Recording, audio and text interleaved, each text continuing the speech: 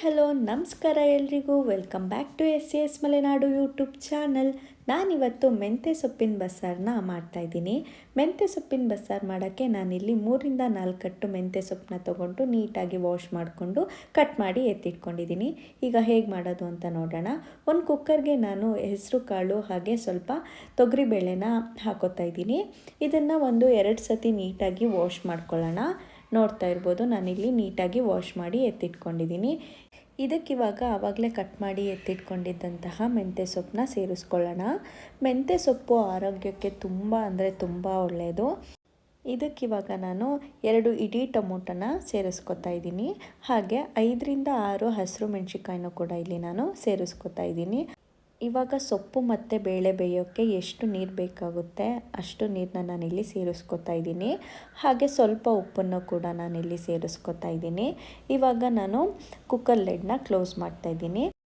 ಇದು ಇವಾಗ 2 ವಿಷಲ್ ಆಗಕ್ಕೆ ಬಿಡೋಣ. ಇದು 2 ವಿಷಲ್ ಆದರೆ ಸಾಕು, ಸೊಪ್ಪು ಮತ್ತು ಬೇಳೆ ಎಲ್ಲ ನೀಟಾಗಿ ಬೆಂದಿರುತ್ತೆ. ನೋಡ್ತಾ ಇರ್ಬೋದು ಇಲ್ಲಿ 2 ವಿಷಲ್ ಆಗಿದೆ. ಇವಾಗ ಕುಕ್ಕರ್ ಪ್ರೆಷರ್ ಫುಲ್ ಬಿಟ್ಟ ಮೇಲೆ ನಾನಿಲ್ಲಿ ಓಪನ್ ಮಾಡ್ತಾಯಿದ್ದೀನಿ. ನೋಡ್ತಾ ಇರ್ಬೋದು ಎಷ್ಟು ನೀಟಾಗಿ ಸೊಪ್ಪಾಗಿರ್ಬೋದು ಅಥವಾ ಬೇಳೆಗಳಾಗಿರ್ಬೋದು ಎಷ್ಟು ನೀಟಾಗಿ ಬೆಂದಿದೆ ಅಂತ. ಇವಾಗ ಟೊಮೊಟೊ ಕೂಡ ನೀಟಾಗಿ ಬೆಂದಿದೆ. ಇದನ್ನು ಸಪ್ರೇಟಾಗಿ ಎತ್ತಿಟ್ಕೊಳ್ಳೋಣ. ನಂತರ ನಾನಿಲ್ಲಿ ಮೆಣಸಿನ್ಕಾಯಿನೂ ಕೂಡ ಹಾಕಿದ್ನಲ್ವ, ಅದನ್ನು ಕೂಡ ನಾನಿಲ್ಲಿ ಎತ್ತಿಟ್ಕೊತಾ ಇದ್ದೀನಿ. ಇವಾಗ ಸ್ವಲ್ಪ ಮೆಂತ್ಯ ಸೊಪ್ಪನ್ನು ಕೂಡ ನಾನಿಲ್ಲಿ ಎತ್ತಿಟ್ಕೊತಾ ಇದ್ದೀನಿ. ಕಾಳುಗಳೇನು ಬೇಕಾಗಲ್ಲ, ಬರೀ ಮೆಂತ್ಯ ಸೊಪ್ಪನ್ನ ಸ್ವಲ್ಪ ಎತ್ತಿಟ್ಕೊಂಡ್ರೆ ಸಾಕಾಗುತ್ತೆ. ಇವಾಗ ಇಲ್ಲಿರೋಂತಹ ನೀರು ಮತ್ತು ಸೊಪ್ಪು ಬೇಳೆ ಎಲ್ಲದನ್ನು ಕೂಡ ಸಪ್ರೇಟ್ ಮಾಡ್ಕೊಳ್ಳೋಣ. ನೀರೇ ಸಪ್ರೇಟ್ ಆಗಬೇಕು ಮತ್ತು ಸೊಪ್ಪು ಬೇಳೆ ಒಂದು ಕಡೆ ಆಗಬೇಕು. ಹಾಗೆ ಸೋಸ್ಕೊತಾ ಇದ್ದೀನಿ. ಇವಾಗ ನೀರು ಸಪ್ರೇಟ್ ಆಗಿದೆ, ಸೊಪ್ಪು ಮತ್ತು ಬೇಳೆನೂ ಒಂದು ಕಡೆ ಸಪ್ರೇಟ್ ಆಗಿದೆ. ಇವಾಗ ಮಸಾಲೆನ ರೆಡಿ ಮಾಡ್ಕೊಳ್ಳೋಣ. ನಾನಿಲ್ಲಿ ಒಂದು ಮಿಕ್ಸರ್ ಜಾರ್ಗೆ 1 ಈರುಳ್ಳಿ, ಒಂದು ಸ್ವಲ್ಪ ಬೆಳ್ಳುಳ್ಳಿ, ಒಂದು 10-12 ಮೆಣಸು, ಸ್ವಲ್ಪ ಜೀರಿಗೆ, ಒಂದು ಅರ್ಧ ಕಪ್ಪು ಕಾಯಿ ತುರಿ, ಸ್ವಲ್ಪ ಹುಣಸೆಹಣ್ಣು, ಹಾಗೆ 2 ಸ್ಪೂನಷ್ಟು ಸಾಂಬಾರು ಪುಡಿ, ಸ್ವಲ್ಪ ಅರಿಶಿನ ಪುಡಿ, ಹಾಗೆ ಆವಾಗಲೇ ಬೇಯಿಸಿ ಎತ್ತಿಟ್ಕೊಂಡಿದ್ದಂತಹ ಸೊಪ್ಪು, ಟೊಮೊಟೊ, ಮೆಣಸಿನ್ಕಾಯಿನ ಇದಕ್ಕೆ ಸೇರಿಸ್ಕೊಳ್ಳೋಣ. ಬೇಯಿಸಿರೋ ಸೊಪ್ಪನ್ನು ಕೂಡ ಸೇರಿಸ್ಕೊಂಡು ರುಬ್ಕೊಳ್ಳೋದ್ರಿಂದ ಟೇಸ್ಟು ತುಂಬ ಚೆನ್ನಾಗಿರುತ್ತೆ. ಇವಾಗ ಇದನ್ನು ಒಂದು ಸ್ವಲ್ಪ ನೀರನ್ನ ಸೇರಿಸ್ಕೊಂಡು ಈ ಹದದಲ್ಲಿ ರುಬ್ಕೊಂಡ್ರೆ ಸಾಕಾಗುತ್ತೆ. ನೋಡ್ತಾ ಇರ್ಬೋದು. ನಂತರ ಸ್ಟವ್ ಮೇಲೆ ಒಂದು ಪ್ಯಾನ್ ಇಟ್ಕೊಂಡು 2 ಟೇಬಲ್ ಸ್ಪೂನ್ ಆಗೋಷ್ಟು ಎಣ್ಣೆ, ಸಾಸಿವೆ ಚಟಪಟ ಅಂತ ಸಿಡಿದ ಮೇಲೆ 1 ಮೆಣಸಿನ್ಕಾಯಿ ಹಾಗೂ ಒಂದು ಅರ್ಧ ಈರುಳ್ಳಿನ ಸೇರಿಸ್ಕೊಂಡು 1-2-3 ನಿಮಿಷ ಫ್ರೈ ಮಾಡ್ಕೊಳ್ಳೋಣ. ನೋಡಿ ಇವಾಗ ಕಲರ್ ಚೇಂಜ್ ಆಗಿದೆ. ಇವಾಗ ಆವಾಗಲೇ ರುಬ್ಬಿ ಎತ್ತಿಟ್ಕೊಂಡಿದ್ದಂತಹ ಮಸಾಲೆನ ಇದಕ್ಕೆ ಸೇರಿಸ್ಕೊತಾ ಇದ್ದೀನಿ. ಇವಾಗ ನಾನು ಮಿಕ್ಸಿ ಜಾರಿಗೂ ಸ್ವಲ್ಪ ನೀರನ್ನ ಸೇರಿಸ್ಕೊಂಡು ಅದರಲ್ಲಿದ್ದಂತಹ ಮಸಾಲೆನ ಕೂಡ ಇದಕ್ಕೆ ಸೇರಿಸ್ಕೊತಾ ಇದ್ದೀನಿ. ಆವಾಗಲೇ ಸೊಪ್ಪು ಬೇಯಿಸಿದಂತಹ ನೀರನ್ನ ಸಪ್ರೇಟ್ ಮಾಡಿ ಎತ್ತಿಟ್ಕೊಂಡಿದ್ವಲ್ಲ, ಆ ನೀರನ್ನ ಇಲ್ಲಿ ಸೇರಿಸ್ಕೊತಾ ಇದ್ದೀನಿ. ಇದಕ್ಕೆ ಇವಾಗ ರುಚಿಗೆ ತಕ್ಕಷ್ಟು ಉಪ್ಪನ್ನ ಕೂಡ ಸೇರಿಸ್ಕೊಳ್ಳೋಣ. ಉಪ್ಪು ಸೇರಿಸ್ಕೊಳ್ಳುವಾಗ ನೀವು ನೋಡ್ಬಿಟ್ಟು ಸೇರಿಸ್ಕೊಳ್ಳಿ, ಯಾಕಂದರೆ ನಾವು ಸೊಪ್ಪನ್ನ ಕೂಡ ಬೇಯಿಸ್ಕೊಳ್ಳುವಾಗ ನಾವು ಉಪ್ಪನ್ನ ಸೇರಿಸ್ಕೊಂಡಿದ್ವಲ್ಲ, ಹಾಗಾಗಿ ಇವಾಗ ನೋಡ್ತಿರ್ಬೋದು ಇದು ನೀಟಾಗಿ ಕುದೀತಾ ಇದೆ. ನಾನಿವಾಗ ಮೀಡಿಯಮ್ ಫ್ಲೇಮಲ್ಲಿ ಒಂದು 5-6 ನಿಮಿಷಗಳ ಕಾಲ ಕುದಿಯಕ್ಕೆ ಬಿಡ್ತೀನಿ.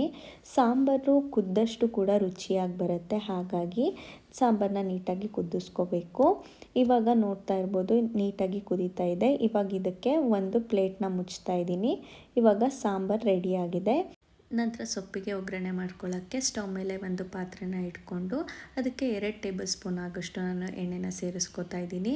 ನಂತರ ಅದಕ್ಕೆ ಸ್ವಲ್ಪ ಸಾಸಿವೆನ ಸೇರಿಸ್ಕೊಂಡು ಸಾಸಿವೆ ಚಟಪಟ ಅಂತ ಸಿಡಿದ ಮೇಲೆ ಹಸಿರು ಮೆಣಸಿನ್ಕಾಯಿ ಹಾಗೂ ಈರುಳ್ಳಿನ ಕೂಡ ಸೇರಿಸ್ಕೊಂಡು ಫ್ರೈ ಮಾಡ್ಕೊತಾ ಇದ್ದೀನಿ. ಈರುಳ್ಳಿ ಹಾಗೆ ಮೆಣಸಿನ್ಕಾಯಿ ಬೇಗ ಬೇಯಬೇಕು ಅಂತಂದರೆ ಸ್ವಲ್ಪ ಉಪ್ಪನ್ನ ಸೇರಿಸ್ಕೊಂಡ್ರೆ ಬೇಗ ಬೇಯುತ್ತೆ. ನೋಡ್ತಾ ಇರ್ಬೋದು ಇವಾಗ ನೀಟಾಗಿ ಫ್ರೈ ಆಗಿದೆ. ಇದಕ್ಕಿವಾಗ ನಾವು ಆಗಲೇ ಬೇಯಿಸಿ ಎತ್ತಿಟ್ಕೊಂಡಿದ್ದಂತಹ ಸೊಪ್ಪು ಮತ್ತು ಕಾಳುಗಳನ್ನ ಇಲ್ಲಿ ನಾನು ಸೇರಿಸ್ಕೊತಾ ಇದ್ದೀನಿ. ಇದನ್ನೊಂದು 2 ನಿಮಿಷಗಳ ಕಾಲ ಫ್ರೈ ಮಾಡಿಕೊಂಡ್ರೆ ಸಾಕಾಗುತ್ತೆ. ಒಂದು 1/4 ಕಪ್ ಆಗೋಷ್ಟು ಕಾಯಿ ತುರಿನ ಕೂಡ ಇದಕ್ಕೆ ಸೇರಿಸ್ಕೊಳ್ಳೋಣ. ನಂತರ ನಾನಿಲ್ಲಿ ಕೊತ್ತಂಬರಿ ಸೊಪ್ಪನ್ನ ಕೂಡ ಇಲ್ಲಿ ನಾನು ಸೇರಿಸ್ಕೊತಾ ಇದ್ದೀನಿ. ನೋಡ್ತಿರ್ಬೋದು ನೋಡೋಕ್ಕೆ ಎಷ್ಟು ಯಮ್ಮಿಯಾಗಿ ಕಾಣಿಸ್ತಾ ಇದೆ ಅಂತ. ಇವಾಗ ಪಲ್ಯ ರೆಡಿಯಾಗಿದೆ. ಇವಾಗ ಸಾಂಬಾರು ಕೂಡ ರೆಡಿಯಾಗಿದೆ, ಹಾಗೆ ಪಲ್ಯನೂ ಕೂಡ ರೆಡಿಯಾಗಿದೆ. ವೈಟ್ ರೈಸ್ ಹಾಗೆ ಸಾಂಬಾರು ಜೊತೆಗೆ ಪಲ್ಯನ ಕೂಡ ನೆಂಚ್ಕೊಂಡು ತಿಂತಾಯಿದ್ರೆ ತುಂಬ ಅಂದರೆ ತುಂಬ ಚೆನ್ನಾಗಿರುತ್ತೆ. ಇದು ಮುದ್ದೆಗೂ ಕೂಡ ತುಂಬ ಚೆನ್ನಾಗಿರುತ್ತೆ. ನೀವು ಟ್ರೈ ಮಾಡಿ ಹೇಗೆ ಬಂತು ಅಂತ ಕಮೆಂಟ್ ಬಾಕ್ಸಲ್ಲಿ ಕಮೆಂಟ್ ಮಾಡಿ ತಿಳಿಸಿ. ನಾವು ಮಾಡೋ ರೆಸಿಪಿಗಳು ತುಂಬ ಈಸಿಯಾಗೂ ಇರುತ್ತೆ, ಹಾಗೆ ತುಂಬ ಟೇಸ್ಟಿಯಾಗೂ ಕೂಡ ಇರುತ್ತೆ. ಈ ವಿಡಿಯೋ ನಿಮಗೆ ಇಷ್ಟ ಆಗಿದರೆ ಲೈಕ್ ಮಾಡಿ, ಶೇರ್ ಮಾಡಿ, ಕಮೆಂಟ್ ಮಾಡಿ, ಹಾಗೆ ನಮ್ಮ ಚಾನೆಲ್ನ ಸಬ್ಸ್ಕ್ರೈಬ್ ಮಾಡ್ಕೊಳ್ಳಿ. Thank you for watching.